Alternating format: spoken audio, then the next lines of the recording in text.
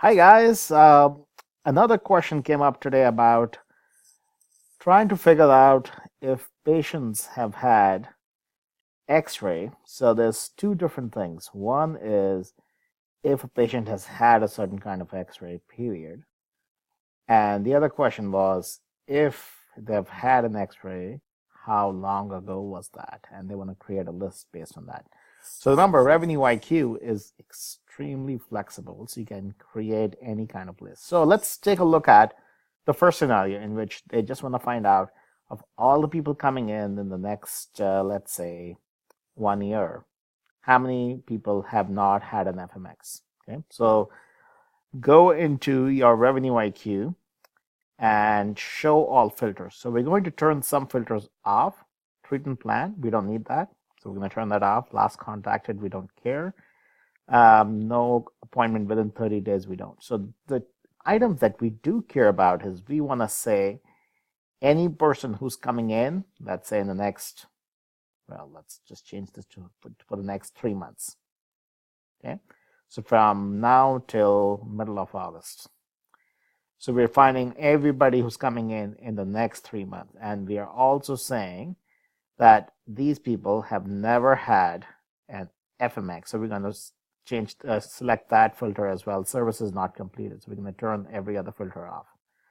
So we're going to say anybody who has not had an FMX ever. Okay.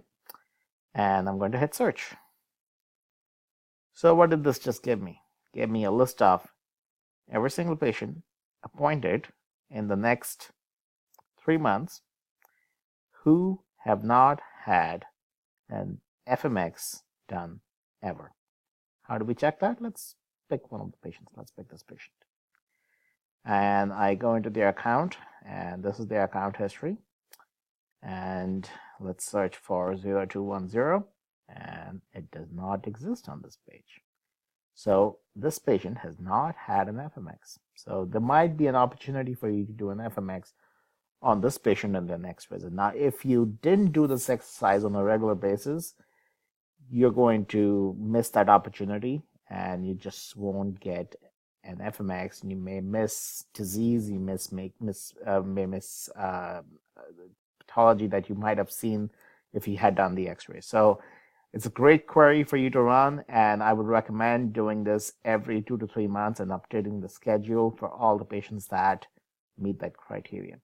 Now, let's look at a different way of looking things. So let's find out if any patient has had an FMX, but it was too old.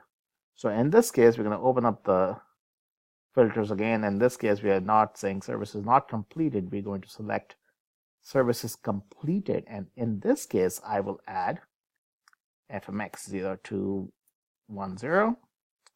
And we will pick this one. Perfect. But in this case, I'm going to go ahead and say, let's find people who have had an FMX. I'm going to go back, let's say, 10 years. And they've had FMX from now, they've had it 5 years or before. So we will go to, actually I went too far, from 2012, May 18th. That means they had done the FMX, but it was too far in the past. And let's do a search. And here are their 86 entries where they had an FMX, but it was too old. And this is another opportunity. And to extend on this, the same concept applies to comprehensive exams as well. So if you have patients, most insurance companies will pay for comprehensive exams every 3 or 5 years. And knowing that and running that query and updating the patient appointments will help you capture that revenue. Hopefully this was helpful, and let me know if you have more questions.